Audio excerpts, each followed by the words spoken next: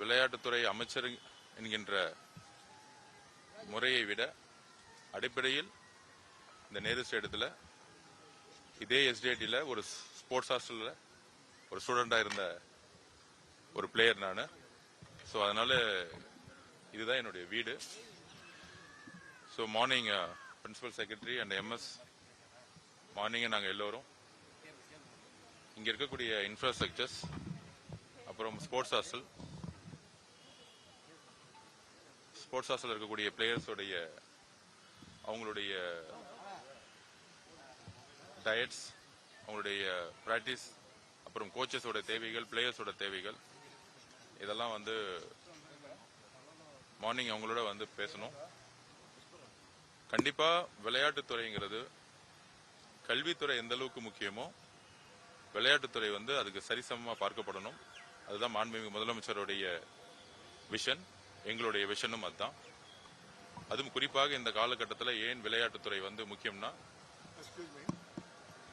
இன்றைக்கு தமிழ்நாட்டில் அதிகமான போதை பழக்க வழக்கங்களும், ட்ரக்ஸ் கல்ச்சரும், மது பழக்கங்களும் அதிகமாக இருக்கு. ஒரு முன்னுதாரணமா பாத்தீங்கன்னா, பிரேசில்ல முன்னாடி ட்ரக்ஸ் கல்ச்சர் அதிகமாச்சு. ஆனா அன்றைக்கு இருந்த அரசு விளையாட்டுத்துறை முன்னிலைப்படுத்தினாங்க. வேர்ல்டு கப் ஃபுட்பால் மேட்ச்ல நடத்தினாங்க. ஸோ அப்ப இளைஞர்கள் தன்னுடைய நேரத்தையும் தன்னுடைய உழைப்பையும் விளையாட்டுத்துறையில் அதிகமாக ஃபோக்கஸ் பண்ணாங்க. பிரேசில் ஃபுட்பால்ல வேர்ல்டு லெவல்ல டாப் கண்ட்ரியா அதுக்கப்புறம் மாறுச்சு.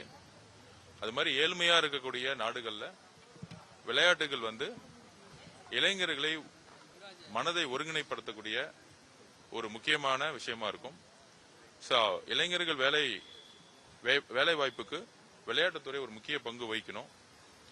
ஸோ அதனால ஸ்கூல்ஸ்ல இருந்தே ஸ்போர்ட்ஸை எந்த அளவுக்கு எஜுகேஷனோ அதுக்கு ஈக்குவலா கொண்டு வரணும்.